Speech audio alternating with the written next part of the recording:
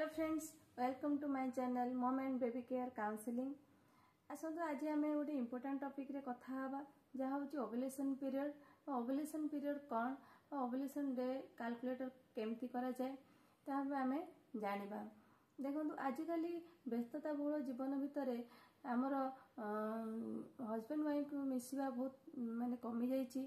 तो जदि हजबैंड गोटे जगह जॉब कर तो वाइफ आ गोटे जगह जॉब कर तो दुई जन भितर मिलन भाव बहुत कमी जाइए। तेणुक आजिकल की व्यस्तबहुल जीवन भितर जदि आम गोटे बेबीटे प्लानिंग करुचे तो केमिति आम बहुत जल्दी कनसीव कर केमिति उपाय आम माने मिसिले केमिति जल्दी कनसीव हो पार से विषय आम जानिबा। तेणुक वुमेन मानकर गोटे पीरियड साइकिल गोटे ओवुलेशन पीरियड अच्छी जोटा कि आम जदि से ओवुलेशन पीरियड डेट आम जापर से समय जदि आम मिसी पारिबा ताहले आमर कनसीव कर बहुत संभावना थाए। तो यहाँ हूँ ओवुलेशन पीरियड बा ओवुलेशन पीरियड कौन आम जानिबा। तेणुक आमर महिला मानकर पीरियड साइकिल समस्त सामान हो न था। कहार 28 दिन रे, कहार 30 दिन रे बा 35 दिन घटी थाए। तेणुक ओवुलेशन पीरियडटा जानिबा बहुत कष्टकर होता है। तेणुक ओवुलेशन पीरियड कौन आगे जानिबा।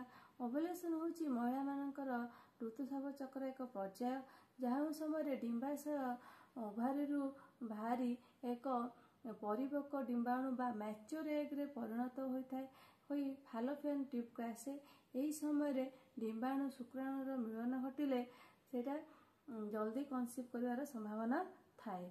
तो यही समय को आम ओवुलेशन पीरियड बोली कही थाउ। तो ओवुलेशन पीरियड आम जानिबा केमिति कहार केतबेले घटी थाए। तो से महिला मान भीतर बहुत कन्फ्यूजन आसे। तो समस्त ये जानिबा बहुत कष्टकर होता है। तेणु से विषय में आज कहबी आप लास्ट जाए शुणु जानीपर। जो मानकर 28 दिन रे साइकिल पीरियड साइकिल थाए तो से 12 रु 14 दिन भितर माने ओवुलेशन डेट आसी थाए। तो यह आम केमिति जानिबा आम बॉडी रे किछिटा लक्षण देखा जाए ओवुलेशन पीरियड आसिले ता हूँ आमर हूँ फर्स्ट हूँ वजाइनाल डिस्चार्ज जोटा कहती यौनी स्राव जोटा कि आमर डिम्बाणुर बा जो एग रो गोटे अठालिया अंश आम शरीर डिस्चार्ज होता है। ता हाथ को अठालिया परि लगी थाए। ता डिस्चार्ज हेले आम जानूचे ओवुलेशन पीरियड आसीगला।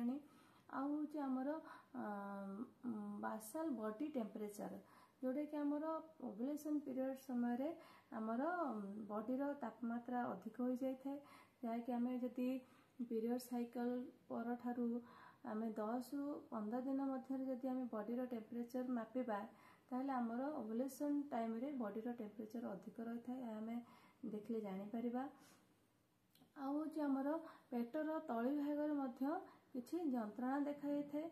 तो से जंत्रणा बेले आम जानीपर जे आमर ओवुलेशन टाइम हो गलानी। आउ मध्य आमर माने मिसिबार जो यौन इच्छार माने बुद्धि होता है। तो सेति देखिले आम जानीपर। तो यही सब लक्षण देखिले आम जानीपर जे गोटे वुमेन भितर ओवुलेशन पीरियड आसीगला। तो यही समय जदि से शुक्राणु सहित मिसी पार ताहले कनसीव कर संभावना अधिक रहिबो। तेणु ओभारी आमर डिम्बाणु आमर ओवुलेशन पीरियड समय 12 रु 24 घंटा जीवित रही है। तेणुक यही समय जदि शुक्राणु सहित मिलन होता है ताहले सेटा जल्दी कनसीव कर संभावना अधिक थाए। आउ मध्य डिम्बाणु रे मेन मानकर जो शुक्राणु सेटा आमर 5 रु 7 दिन बंची पारे। तेणुक ओवुलेशन टाइम रे ही जदि माने आमे संपर्क रखी पारुचु ताहले एथिरे कनसीव कर संभावना अधिक रही है।